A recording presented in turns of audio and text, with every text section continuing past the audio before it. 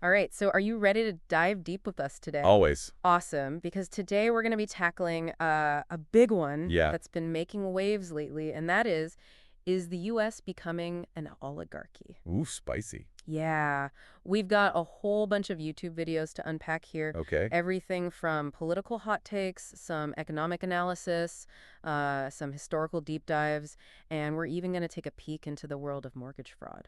Sounds like a lot. Oh yeah, there's a lot to unpack, Oh, but I'm ready. I promise it's going to be fascinating. Great. So, before we get too far into the weeds here, Yeah. what exactly is an oligarchy? Well, at its core, an oligarchy is basically a system of government where power rests Okay. in the hands of just a small, wealthy elite. Mm-hmm. And it's not just about being rich, though, right? Right. It's about that financial firepower, being able to translate that wealth into political influence. Yeah, I see. I see. We can go all the way back to Aristotle centuries ago, talking about rule by the wealthy. Uh-huh.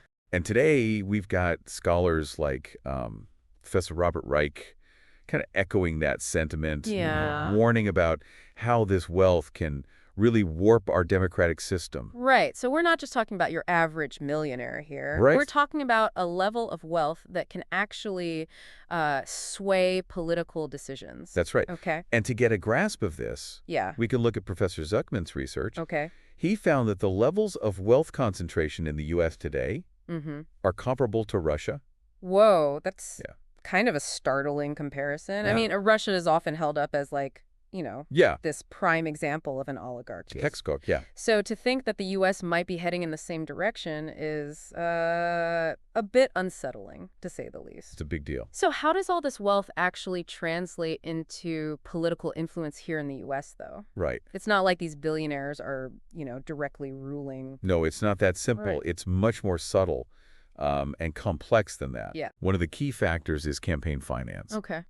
Supreme Court decisions like Buckley v. Valeo and Citizens United Mm-hmm. have basically opened the floodgates for money to pour into politics. Mm-hmm. And, this handful of unelected judges, they've really shifted the balance of power. Right. Essentially giving the ultra-wealthy a megaphone Okay. to amplify their interests. So it's kind of like a few legal decisions have paved the way for this system. Yeah. Where money talks louder than ever. Yeah. I gotcha. But it's not just about these donations, right? Right. There are broader economic trends at play, too. Okay. Hartman, MSNBC, even that Money and Macro video, Yeah. all point to the impact of deregulation, Okay. especially since the Reagan era. Mm-hmm. This, along with stagnant wages and the rise of monopolies, Yeah. has created this perfect storm for wealth concentration. Right. So Yeah. those are some of the mechanisms, but let's bring it down to earth for our listeners here. Right, good point. How does all this actually play out in their daily lives? Right, so think about, what are the issues that are top of mind for most Americans today? Yeah. Rising housing costs, these skyrocketing healthcare bills, Mm-hmm. just the struggle to put food on the table. Right. It's not a coincidence Yeah. that these problems have been exacerbated by the same forces Okay. that are empowering these oligarchs. Uh-huh. When wealth is concentrated at the top like this, Yeah. it really creates a ripple effect I see. throughout the entire economy. That makes sense. So that frustration that you feel when your rent goes up Mm-hmm. or your grocery bill just seems to keep increasing. Mm. That could very well be oligarchy in action, Interesting. impacting your daily life. That's a good point. Yeah. It's easy to think of this as some kind of abstract Mm. political science concept, but it's actually directly connected Right. to these challenges that so many people are facing And so every day. every single. And to really understand how we got to this point, Yeah. I think it's helpful to look back at U.S. history. Sure. This idea that a small group of wealthy elites might have this outsized power. Mhm. It's not exactly new, is it? No, it's not. Tom Hartman makes a pretty compelling case He does. that the U.S. has this long and cyclical history Yeah. of grappling with this exact issue. Right. He argues that the U.S. has oscillated between these periods of Yeah. concentrated wealth and power and then periods of greater equality Mm. and democratic participation. The pendulum. Yeah. Yeah, so this isn't just some recent phenomenon. We've seen this pattern Yeah. before. Yeah. We have. He uses this captivating example of Southern plantation owners back in the 1800s. Right. The invention of the cotton gin dramatically increased their their efficiency Yeah. and allowed them to kind of consolidate their economic power, squeeze out these smaller farmers, Mm-hmm. and eventually exert just enormous political influence. They had a lot of power. Hartman argues that this dynamic of wealth concentration and political control Right. ultimately led to the Civil War. It's a big claim. Yeah, that's quite a connection. It is. And wasn't there a similar dynamic at play during the Great Depression, Totally. leading up to FDR's presidency? Yeah, absolutely. Remember how FDR famously went to battle against what he Yes. called the malefactors of great wealth? Yes, he did. And his quote, "They are unanimous in their hate for me, and I welcome their hatred," Right. really captures that The tension of the era. the tension of that era. Yes. He recognized that Yeah, this concentrated wealth and power posed a real threat to democracy. it does. And he took some pretty decisive action He did, yeah. to push back against it. Big time. So it seems like the U.S. has this history of, wrestling with this issue. Mm-hmm. But the question is, are we in one of those periods of Right. heightened oligarchic influence It's the question. right now? Yeah. To get a grasp on that, I think we need to go beyond these broad historical trends I agree. and look at some specific examples. Who are some of the figures Yeah. that might be considered American oligarchs today? Well, I think it's impossible to have this conversation Yeah, without talking about Donald Trump. right. I mean, he embodies this archetype Okay. of a modern oligarch, right? Uh-huh. He leverages his personal fortune to gain political power, Right. further blurring these lines between business and government. Right. David Pachman even called Trump's second term Yeah. a public coronation of America's billionaires and multi-millionaires. It's hard to argue with that Yeah, when you consider his income. right. I mean, Money and Macro pointed out that in 2005 alone, Mm-hmm. his income was $150 million. Whoa. I mean, that's a lot of money. Yeah, that's a lot of freedom. Right. And then once he got into office, he surrounded himself with people cut from the same cloth, He right? did, yeah. I mean, his cabinet appointments and advisors were often from this pool of ultra-wealthy Right. with these deep ties to big business. Absolutely. Mother Jones did a fascinating breakdown Okay. of this, highlighting the connections Mm-hmm. between these individuals Right. and the industries they represent. Yeah. It's not just about their wealth. Right. It's about the interests that they promote Right. and the policies that they're likely to push. Yeah, and that ties into this important point that Money and Macro raised. They argued that Trump's actions could signal a shift Okay. from what they called a civil oligarchy, where, Uh-huh. laws theoretically apply to everyone, to this more sultanistic system. Right, which is a crucial distinction Yeah. to understand. So in a sultanistic system, one powerful oligarch dominates Ah. the rest, potentially undermining Yeah. the rule of law It's a dangerous situation. and democratic institutions. Yep. So and Trump's behavior, especially his disregard for norms, and his willingness to manipulate rules Yeah. to benefit herself and his allies, Hey, definitely raised some concerns in that direction. it's worrying. Okay, so Trump's one example, but he's not the only one operating No, not at all. in this space, right? Not even close. What about those Silicon Valley billionaires we talked about earlier? Sure. Could they be considered American oligarchs? I think it's really difficult to deny the economic and political influence Yeah. of figures like Bezos, Zuckerberg, Musk. Mm-hmm. I mean, they have the resources to shape public opinion, Right. influence elections, lobby for policies Right. that benefit their companies and their personal fortunes. Yeah. They're not just passive participants, Right. They're actively shaping the system. Yeah, Pachman called them Yeah. tech billionaire bros hanging out at Trump's inauguration. It's an interesting image. Right, suggesting this close alignment Right. between these tech giants and the political establishment. Yeah, for sure. And it goes beyond that. Mm-hmm. Money and Macro highlighted how these figures often use their wealth Right. to frame the public discourse in a way that benefits them. Absolutely. For example, Zuckerberg has Mhm. repeatedly tried to frame regulation Yeah. of the tech industry as an attack on free speech. Classic tactic. Right. It's like they're using this rhetoric and these PR campaigns to shield themselves Yeah. from scrutiny and just maintain their grip on power. It's effective. But it's not just individuals, is it? Right. There's also these powerful institutions You're right. that play a role in this whole oligarchy dynamic. Absolutely. One of the most striking examples, I think, is the Justice Department's failure Yeah.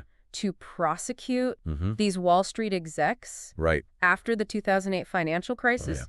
And this story, as revealed in the Frontline documentary, The Untouchables, Right, huh. is It fascinating is. and incredibly frustrating. Oh, it's infuriating to It's all. a perfect example of how money and influence Right. can shield people Yeah, and institutions from accountability, that's a problem. even when their actions have these devastating consequences. Absolutely. The documentary features whistleblower like Richard Bowen at Citigroup, Right. who, desperately tried to warn about these risky lending He practices. really did. He even sent emails to senior executives, Yeah. including former Treasury Secretary Robert Rubin, Big names. but his warnings were ignored. Wow. It's crazy to think that someone in his position Yeah. with this firsthand knowledge Hmm. was basically ignored. Totally. And sadly, he wasn't the only one. Right. The doc also features these interviews with contract underwriters who were hired to review mortgage applications. Yeah. And they found just rampant fraud. Oh, yeah.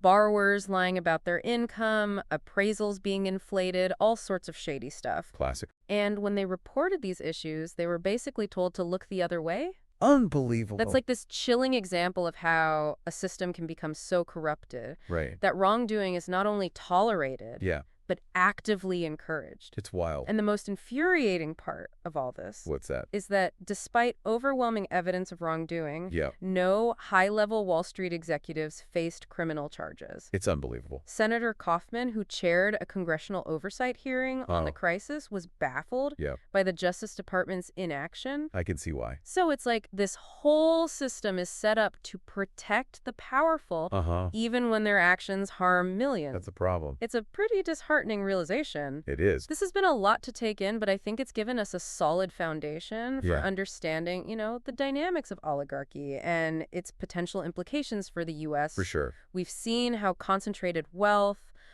political influence, and even institutional power Yeah. can create the system that benefits Right. a select few Yep. at the expense of the many. At the expense of everyone else. But there's still so much more to explore here. There is. In our next segment, we're going to delve even deeper into the consequences of this Okay. unchecked oligarchic power and explore some strategies for resisting this trend Right. and reclaiming our democratic ideals. Sounds good. Stay tuned, Deep Drivers. We'll be right back. Can't wait. So before the break, we were talking about the Justice Department's decision not to prosecute those Wall Street executives after the 2008 crisis. Right. It makes you wonder, is anyone really held accountable when they have enough wealth and influence? Well, that's the question, isn't it? And it's not just about Wall Street either. Right. This case highlights this broader pattern of powerful institutions just evading accountability. Remember that More Perfect Union video about BlackRock? Yeah. Pretty eye-opening. Yeah. It argued that these massive asset managers who control trillions of dollars Right. have become really deeply intertwined with the government. Yeah, they talked about this revolving door between BlackRock and these government agencies. Yes. It's like people are constantly moving back and forth between these two worlds. Right. And it's blurring the lines between public service and private interests. Exactly. And that kind of coziness can make it really hard Yeah. to hold these institutions accountable, Right. when they do something wrong. Right. And the Frontline doc showed a similar dynamic. It did. With the Justice Department just seeming hesitant to go after Wall Street. Right. Maybe because of those close ties. Possibly, yeah. So it's like the system is rigged. Yeah, it raises In question favor of the power. about whether there are two sets of rules. Right. One for the elite and then another one for everyone else. Exactly. And this isn't just in finance. Right. Think about big pharma, Yeah. and how they've been able to influence drug pricing. Uh-huh. Or how the fossil fuel industry Right. has stalled action on climate change. It's like they figured out Yeah. how to game the system. Yeah. They use their money, their lobbyists, their connections to make sure that the rules benefit them, That's right. even if it hurts the public. Even if it's at the expense of the public good. Yeah, and that's a key point about oligarchy, right? Yeah. It's not just about wealth inequality. It's right. It's about how that concentrated wealth can be used to Yeah. distort democracy, That's right. undermine the rule of law, and Right. prevent meaningful action on crucial issues. It's a big deal. Okay, so we talked about how oligarchy can impact institutions, on the economy, but what about individual freedom? Okay. How does this all play into our personal liberties? That's a great question. It might seem like individual freedom is this separate issue, but when power is concentrated in the hands of a few, Yeah. it becomes much easier to restrict individual rights and freedoms. Right. Look at what's happening in Russia under Putin. Right. Dissent is stifled, the press is controlled, political opponents are silenced. That's a scary thought. It is. And even though we're not Russia, Right. we've seen some worrisome trends here in the U.S. Sure. Erosion of privacy rights Mm-hmm. in the name of national security, Right. the increased surveillance of citizens, the crackdown on protests. Yeah, It's hard not to feel uneasy about sure. these developments. Yeah, and it's not just about government overreach either. Right, Oligarchy can also lead to concentration of power in the private sector. right. Think about big tech. Mm-hmm. These corporations have huge influence over our lives, Mm-hmm. shaping our choices, controlling the information we see. Right. They've basically become gatekeepers They have. of the digital world. Absolutely. Right. They decide what we read, who you connect with, what information we're exposed All to. this. And that kind of unchecked power can have a chilling effect Yeah. on free speech, innovation, Right. and just the open exchange of ideas. It can. And, It's not just political freedom, it's economic freedom, too. exactly. When a handful of corporations control these entire industries, Right. it stifles competition, Uh-huh. makes it harder for small businesses and entrepreneurs Yeah. to thrive. It's tough. So it seems like oligarchy can be a threat to freedom on multiple levels. It is. Political, economic, even this freedom of information. It's a threat to freedom, period. It concentrates power, limits choice, creates barriers Uh-huh. to opportunity. Absolutely. It's a system that benefits the few at the expense of the many. That's what it comes down to. This all sounds pretty bleak. Yeah, Is there any hope of pushing back against this trend? I think so. Or are we just doomed to slide further into oligarchy? I wouldn't say we're doomed. Okay. It's important to remember that oligarchy isn't inevitable. Okay. Tom Hartman especially emphasizes Mm-hmm. that we have the power to change course. Okay. He talks about returning power to the people through these structural reforms. He talks a lot about the need for campaign finance reform. Yes, To reduce the influence of money in politics, right? absolutely. Okay. He also advocates for strengthening these antitrust laws Okay. to break up these monopolies Uh-huh. and promote competition. Right. He believes that these measures can help to, Yeah. level the playing field Yeah. and create a more equitable system. What about other solutions? Sure. Hartman seems to focus on these policy changes. Yeah. Are there other approaches that we should consider? Well, he also emphasizes public education, Okay. creating this more informed and engaged citizenry. Okay. Yeah. And let's not forget about a free and independent press. Right. They're crucial for holding the powerful accountable Mm-hmm. and exposing corruption. So it's not just about changing the laws? No. It's about changing the culture, It is. fostering this more informed, Uh. engaged public. Absolutely. It's willing to challenge the status quo. You got it. You mentioned Zuckerberg earlier, framing regulation as an attack on free speech. Yeah. That's a perfect example It is. of using this rhetoric to deflect criticism and maintain control. It's a classic move. So how do we counter those narratives? We need to tell different stories. Okay. Stories that expose the truth Mm-hmm. about oligarchy and its impact on society. Okay. We need to show people how it impacts their lives, Yeah. their communities, their future. Right. We need to inspire them to get involved, Uh-huh. speak out, and demand change. It's about reclaiming that power Yeah. of our collective voice, reminding ourselves that, we the people are the ultimate source of authority As it in a should. democracy. That's how it should be. But it's not just about fighting the obvious villains, is it? No. It would be. We need to recognize the more subtle ways that oligarchic power operates. We do. And Yeah. the More Perfect Union video on BlackRock Yeah. really provided some insights into this. Okay. They exposed how BlackRock, as a major asset manager, Yeah. exerts influence through these private meetings Okay. with the companies they invest in. Interesting. It's much quieter Yeah. and less visible Yeah. than public activism or political lobbying. Right. But it can be incredibly effective. So it's like under the radar, but still very influential. Absolutely.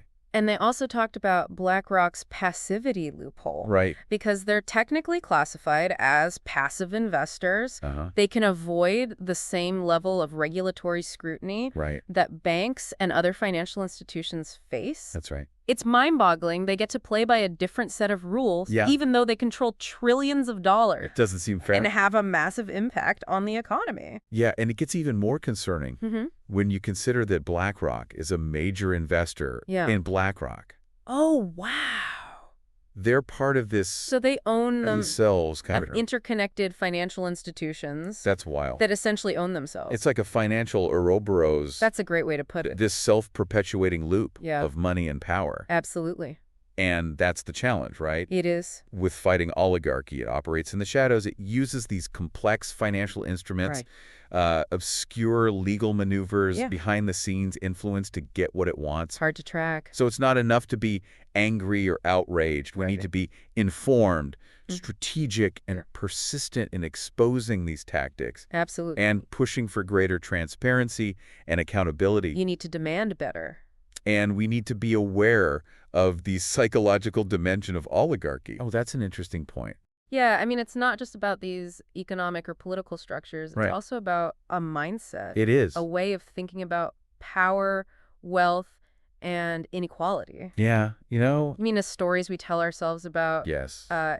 who deserves to be at the top, Exactly. who's worthy of success, Yeah. and what a fair and just society looks like. That's what it comes down to. And those stories can be incredibly powerful in shaping our perceptions They really can. and our actions. Absolutely. They can lead us to accept inequality Huh. as this inevitable or even desirable thing. Right. We start to believe it's the natural order. That reminds me of something from the David Pakman show. Okay. They talked about how the Trump administration Yeah. seemed to celebrate wealth Yeah. as if it were just synonymous with intelligence, virtue, and power. Right. Like it's a guarantee of those things. Right. It's like this belief that the wealthy are inherently superior. Yeah, which is dangerous thinking. Right. And that can make it difficult Oh, yeah. to challenge the status quo It can.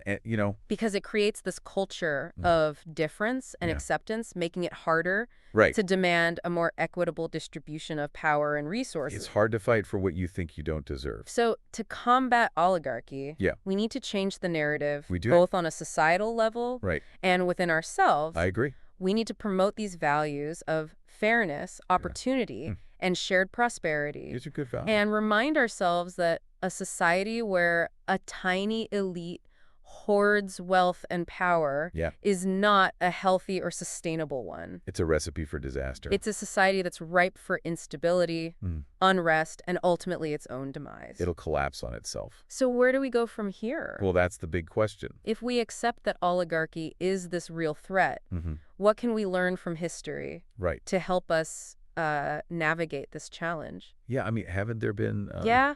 other societies that Right. have faced similar problems? Of course. And, Yeah. thankfully we have a guide to Okay. help us navigate these waters. Okay. Professor Gregory Aldrete Okay. and his exploration of the ancient Greek historian Polybius Mm-hmm. and his theory of anicyclosis. Anicyclosis, that sounds pretty intense. It is. What's that all about? So, as Aldrete explains it, Yeah. Polybius believed that civilizations go through this natural cycle Okay. of birth, growth, maturity, decline, and eventually death. Okay. Just like living organisms, he argued Uh-huh. societies experience these cyclical patterns Okay. of rise and fall. So every stage of development contains the seeds Yes, of its own destruction. exactly. Wow. And he identified 7 distinct stages Okay. of government Mm-hmm. that make up this endless loop. He Okay. called it anicyclosis. Okay. I'm intrigued. Walk me through it. Okay. Where does it all begin? Well, it all starts with anarchy. Okay. Imagine a society with no structure, no order, Right. just chaos. Right. And then from this chaos, Yeah. a strong leader emerges. Okay. Someone who can bring stability and direction. Mm-hmm. This leader gains the respect of the people Mm-hmm. and establishes the second stage, kingship. Okay. So it's this natural progression from Yeah. chaos to order with this strong leader at the helm. That's the idea. And it doesn't stay that way forever, right? No, it doesn't. Right. Polybius believed that power corrupts. Classic. Over time, kings become arrogant. Yeah. They abuse their authority. Mm. They start acting in their own self-interest Right. rather than for the good of the people. Yeah. And that's when kingship Yeah. degenerates into the third stage, tyranny. The classic tale of power corrupting. It is. But surely the people wouldn't just stand by and let this tyrant be Right. unchecked. Right. Eventually, a group of wealthy and influential citizens. Okay. Fed up with the tyrant's excesses, they rise up, Yeah. they overthrow him, Uh-huh. and they establish a new form of government, aristocracy. So it's a shift from rule by one Yes, to rule by the few. that's right. With the hope that this elite group will be more just and responsible. Right, the whole. But Polybius didn't believe that aristocracy was a perfect solution. No, he didn't. Over time, even aristocrats become obsessed with wealth and status. They do. They lose sight of the common good, Sadly, yes. and their rule devolves into You guessed it. Oligarchy. Oligarchy. Yep. It's the pattern we've been talking The about. cycle. But what happens next? Right. How does a society break free from oligarchy, according to Polybius? The people, burdened about the oligarchs' greed and oppression, they reach a breaking point. Yeah. They revolt, overthrow the oligarchs, and they establish a democracy. Okay. A return to rule by the people. So democracy is the answer. Well, maybe. It's the system that can finally break this cycle? Maybe, but Polybius believed Okay. that even democracy, despite its noble ideals, Yeah. is vulnerable to decay. Interesting. He argued that the freedom and equality that democracy offers can lead to a sense of entitlement Okay. and a lack of discipline among the people. So the very freedoms that democracy provides Yeah. can contribute to its downfall. That's what he thought. And, Wow. into this void of instability, step ambitious and charismatic leaders, Okay. often called demagogues, Right. who exploit people's grievances Yeah. and make these extravagant promises Right. to gain power. It's the classic playbook of populism. It is. But what's the end game? What's the final stage in Okay. Polybius's cycle? Well, one of these demagogues eventually emerges as dominant, seizes control of the state, and establishes a new tyranny. Okay. Or, in some cases, there's just this complete collapse into anarchy, Right. which then leads to the emergence of a new strongman. Right. And then So starts the cycle all over again. the whole thing starts over. To Luke. It's a pretty bleak view of human nature. It is. And the cyclical nature of history. Yeah. But I can definitely see how Polybius's framework applies to what we're seeing in the U.S. today. It's relica. Are we doomed to follow the same path of decline and fall? Well, that's the question, isn't it? Yeah. It's a question that Polybius wrestled with himself, Okay. especially as he observed the rise of the Roman Republic. Oh, Rome, right. Yes. This civilization that seemed to have it all figured out. Yeah, for a while. At least for a while. At least for a while. What did Polybius have to say about them? Well, he was really struck by their success. Okay. They were able to expand their power and influence for centuries. Right. And he attributed this success, at least in part, Yeah. to their unique political structure. So Rome had found a way to break free That's what he thought. from this cycle. Yeah, he argued that Rome had created this mixed constitution Okay. that combined elements of monarchy, aristocracy, Okay. and democracy. Interesting. This system, he thought, balanced power Yeah. and prevented any one group Right. from becoming too dominant. That makes sense. Yeah. Sounds like a recipe for stability and success. And for a while, it was, Okay. they enjoyed centuries of expansion and prosperity. But eventually, even this system started to crumble. Sadly, it did. So even Rome, with its ingenious political structure, couldn't escape these cyclical patterns of history. No, as Aldrich points out, Yeah. the Roman Republic eventually collapsed, Right. descended into civil war, Of course. and ultimately gave way to the Roman Empire. Right. Ruled by a single emperor. Sadly, yes. It's a reminder that no political system, Right. no matter how well designed, Uh-huh. is immune to these effects Yeah. of power, ambition, and greed. It's human nature. And it brings us to a crucial question Okay. for ourselves today. Right? Can the U.S. learn from the successes and failures of the Roman Republic? Big question. Can we find a way to reform our institutions, Yeah. revitalize our democracy, and break free from these cyclical patterns of history It would be nice. that have brought down so many civilizations? That is the question. It's a huge question, and I don't know if there are any easy answers. I don't either. But I think Polybius's work is this powerful reminder It is. that understanding the past can help us navigate the challenges of the present. I agree. Maybe by studying the mistakes of those who came before us, Yeah. we can find a way to avoid repeating them That's the hope. and build a society that lives up to the ideas of freedom, equality, and opportunity. I like it. Okay, we've covered a ton of ground We have. in our deep dive. We talk about oligarchy, Mhm. its historical roots, Mhm. its impact on our lives, Right.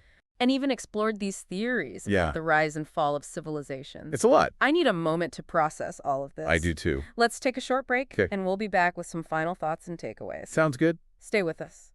Welcome back, deep divers. So we've been exploring this idea of oligarchy in America. We have. And it's a lot to think about for sure. It is. So, after looking at all this, what are the main takeaways? Like, what should we be thinking about? Well, the big one for me is that Yeah. oligarchy isn't just a problem Okay. for, quote unquote, other countries. Yeah. It's a real force Mm-hmm. here in the U.S. Right. It's shaping our politics, our Hmm. economy, even our culture. Okay. We can't afford to just ignore this. Right. We've seen how all these different factors, Yeah. court decisions, economic trends, the rise of big tech, media manipulation have all contributed to this concentration of wealth That's right. and power in the hands of just a few. Select few. And we've seen how that concentration can really erode accountability. Absolutely. Like with the Justice Department, a 2008 crisis. Right. Makes you wonder It does. if the rules are really the same for It makes you wonder Yeah, if there really is a level playing field. right. It's definitely a sobering thought, Yeah. but I think it's easy to feel overwhelmed Yes, or even, a bit hopeless. it can be. Listening to all of this, is there anything we can actually do Well, I think to so. push back against this? Or are we just, Yeah. stuck in this cycle? I wouldn't say we're stuck. I mean, history also has examples Okay. of societies that have successfully resisted this Okay. and built more equitable systems. Right. Like I'm thinking of FDR's New Deal. That's a great example. It helped curb those excesses of the Gilded Age Yeah, and create, more of a level playing field. that's possible. So change is possible. Yes. But what does that look like today?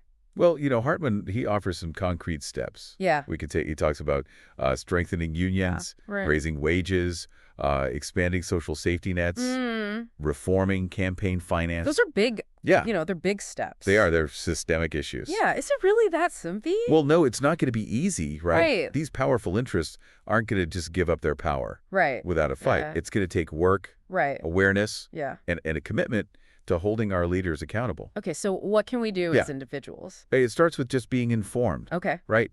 Read articles, Mm-hmm. watch documentaries, listen to podcasts Yes. like this one. Exactly. Engage in thoughtful discussions. Mm-hmm.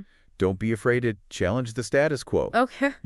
and vote. Yeah. Make sure you're registered participant in elections. At all levels. Yeah, at all levels. Right. Our elected officials need to know we're paying attention Right. and that we expect them to represent all of us. Right. Not just the wealthy few. Exactly. Support organizations Okay. that are fighting economic inequality Mm-hmm. and promoting democratic reforms. Okay. There are people out there Yeah. doing amazing work Doing the to work. push back against this. This has been a pretty intense deep dive. It has been I think we've covered a a lot. lot of ground. From the basics of oligarchy to Yeah. its impact on our freedom Yeah. to these historical theories. Yeah, that's right. I definitely have a lot to think about. Me too. But I think the most important thing Yeah, is that we're not powerless. we're not. We have a voice. We do. And we can make a difference Absolutely. by understanding these forces at play Mhm. and working together. Yes. We can create a more just and equitable society. It's possible. So for our listeners out there who are feeling overwhelmed Yeah. or discouraged, just remember Yeah, that change is possible. it is. It's not going to happen overnight, No. but every action we take, Right. every conversation, Every vote. every vote we cast It matters. can contribute to a better future. It all adds up. Well, thanks for joining us on this deep dive into American oligarchy. Thanks for having me. We hope you found it informative and thought-provoking, Mm-hmm. and maybe even a little bit inspiring. Yeah, inspiring. So stay curious, stay engaged, and stay vigilant, deep divers. That's the key.